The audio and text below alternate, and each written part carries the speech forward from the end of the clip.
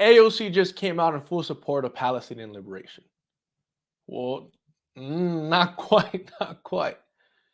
So there was a Nova Music Festival exhibit that opened up in New York, and AOC, has some positive thoughts to share. But let's look at the exhibit briefly and see what it's all about and what AOC had to say about it. Outraged today as pro-Palestinian protesters converge on an exhibit in New York dedicated to the victims of the barbaric attack on the Nova Music Festival. There were 3 arrests as protesters fought with the NYPD. The Nova exhibit includes bullet-riddled and burned-out cars and personal items left behind as thousands ran for their lives. The protesters were squaring up with the NYPD. Yeah, because when you square up with the NYPD, 3 people get arrested. That's usually how they go. Not quite.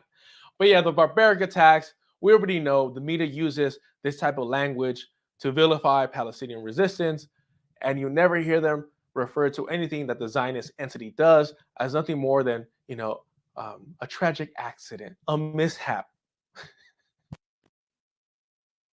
But there you have it. This exhibit is nothing more than another propaganda tool by the Zionist entity to excuse, to justify, to add some legitimacy to the genocide against Palestinians that they're carrying on.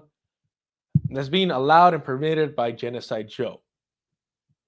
Let's take a little sneak peek into some of the sentiment of those that support this exhibit. Our unity will let us heal. The Gazans are all Amalek. They should be wiped off the face of the earth. Now, if that wasn't genocidal enough, that they should be wiped off of the face of the earth, Amalek, in the Old Testament, is basically a people that God allows the ancient Jewish people to wipe out completely. The men, the women, the children, and even their cattle all get wiped out. So off the face of the earth, everything will be wiped away that is Palestinian. Maybe that's just one example. Here's another one. Treat them as they treat us. That is the only language they understand. It's ironic coming from a colonizer to say that. Because if Palestinians were to treat you the way that you treated them,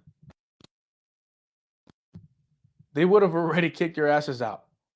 They already would have removed you from the land that you stole. They would have been ruthless as you have been ruthless. They would have poisoned your water the way that you poisoned theirs.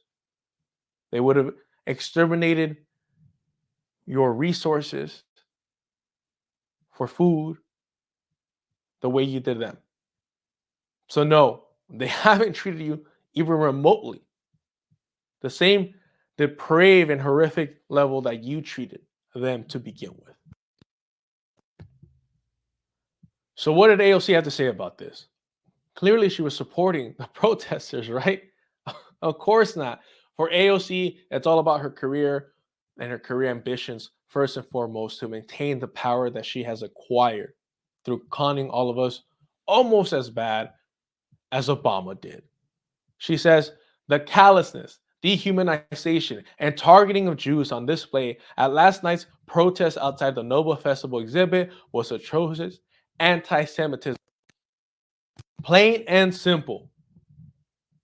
Anti-Semitism has no place in our city nor any broader movement that centers human dignity and liberation.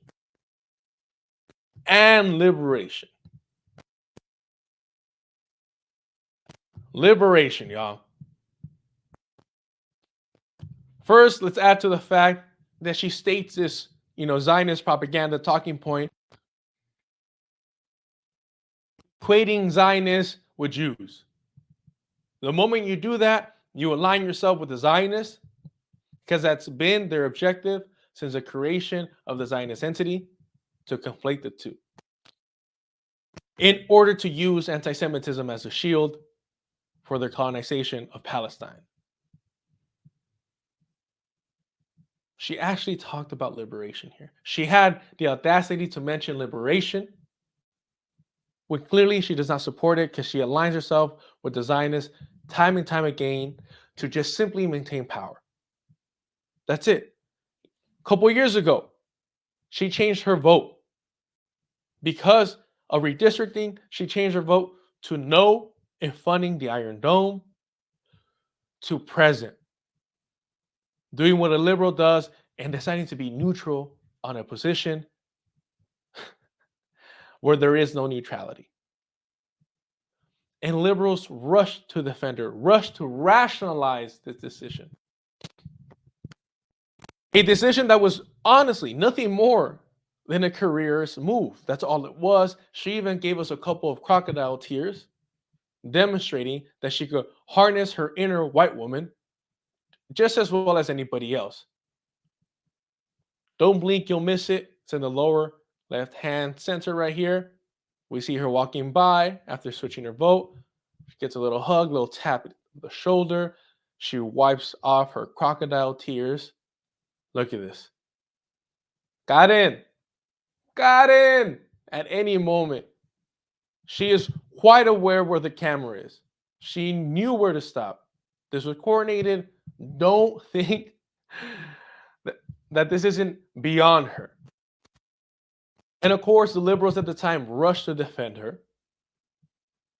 The best example of liberals, self-described basically rad libs here.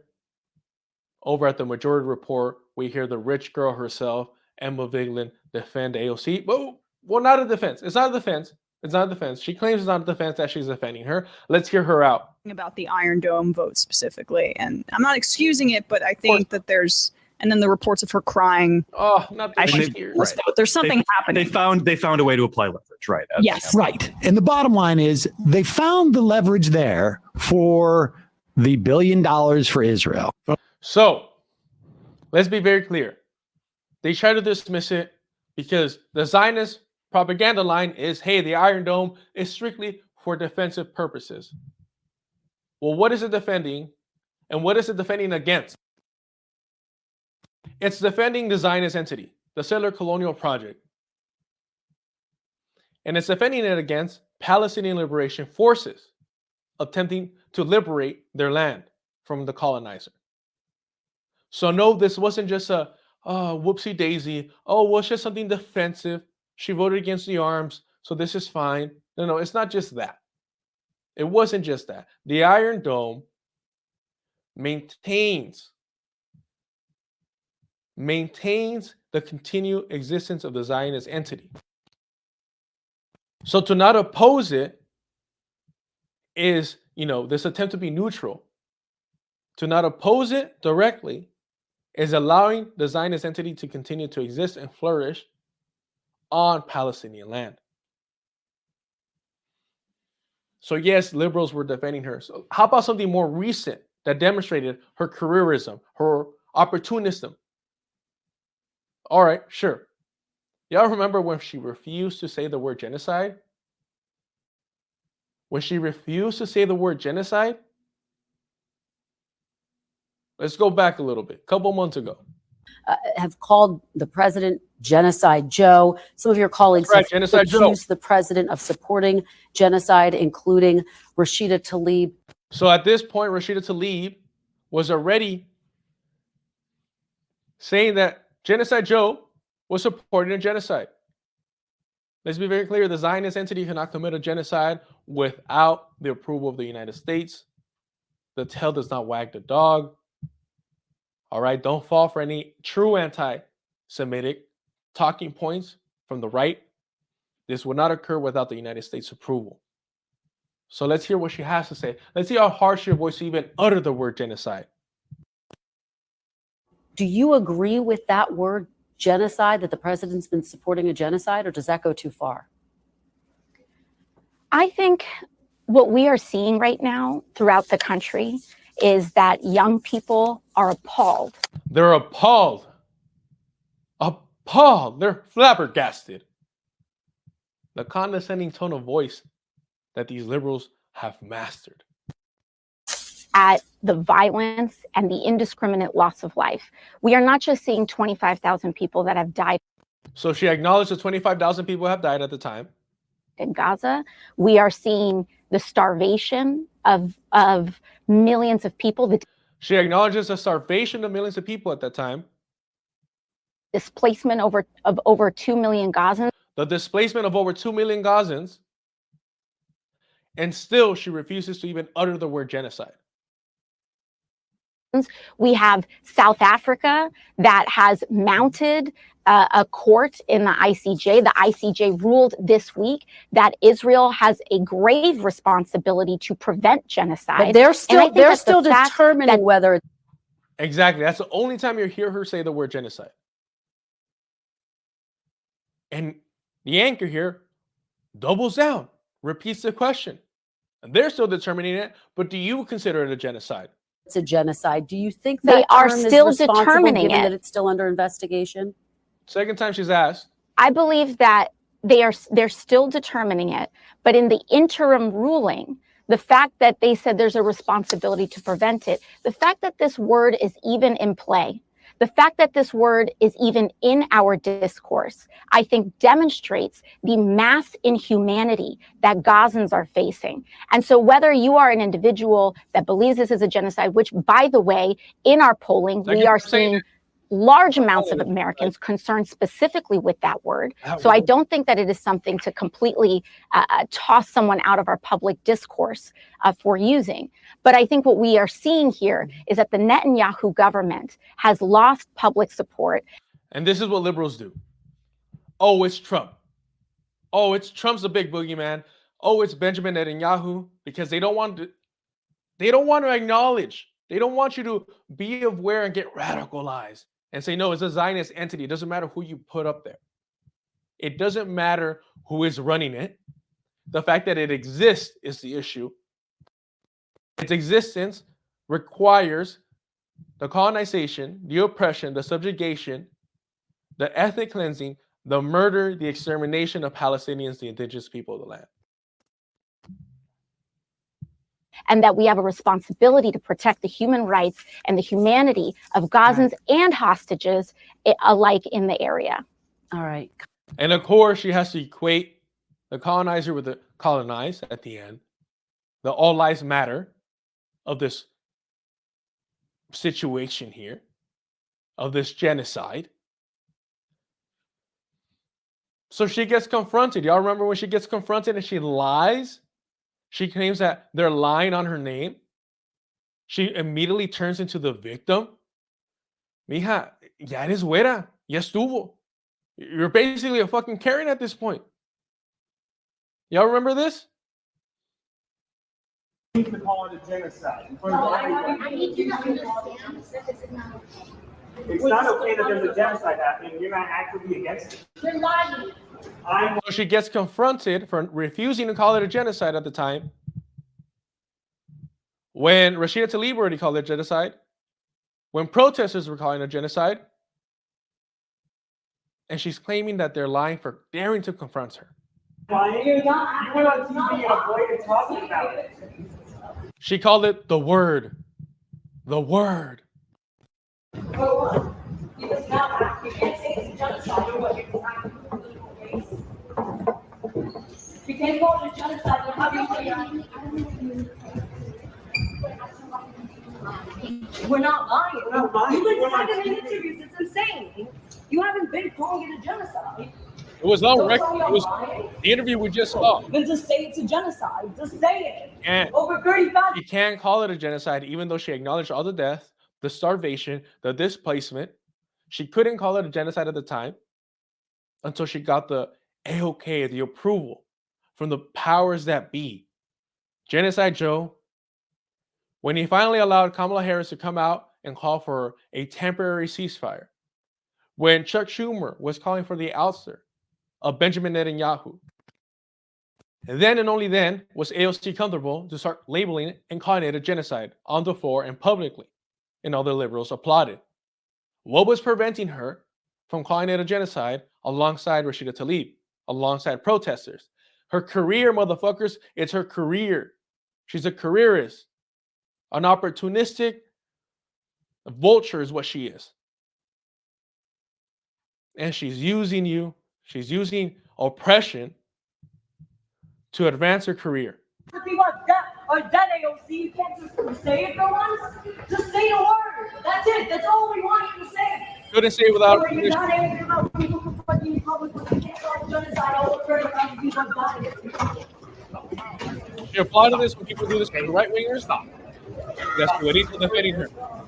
We're not doing anything. We're just talking to an elected public official. That's all we're doing. That's it. Cut it, and you're going to cut this, and you're going to clip this so that it's completely out of context. I already said that it was. She didn't. She lied. But she's talking to them like if they're right wingers. You're going to cut this out of context. We've seen the interview, and we're seeing how you're acting now. You immediately start lying and accusing others of lying on you, immediately playing the victim, Karen. They're just going to pretend that it wasn't over and over again. It's fucked up, man. You're not helping these people, and you're not helping them. You're not helping them by calling out a public official who at the time refused to call a genocide because she wanted to protect her career, and all the liberals applauded her, defended her, gave excuses on behalf of her. So is there any surprise that, again, she came out, and this is what she said, accusing those protesting genocidal propaganda, the callousness, dehumanization, and targeting of Jews on display at last night's protest outside the Nova Festival exhibit was atrocious anti-Semitism. Plain and simple, equating the Zionist entity with Jews. Plain and simple. Anti-Semitism has no place for us in our city, nor any broader movement that centers human dignity and liberation. Liberation of what? Liberation from who? Are you trying to liberate Zionists from anti-Zionists? Are you trying to liberate Zionists from protesters? Because that's what it sounds like. And just to be clear, here's what the organizers of this exhibit and the music festival have to say. We are doing everything in our power to heal our community. And the sentence, "We will dance again," I promise you that we will dance again. They will dance again, but this time on more stolen land, this time on more graves. They promise you this. They know exactly what the objective is of the Zionist entity. These settlers are calling for more death, for more violence. They want more land. They want greater Israel. And it's not just Genocide Joe who's promoting and allowing this, but it's the liberals as well, calling for 4 more years of him.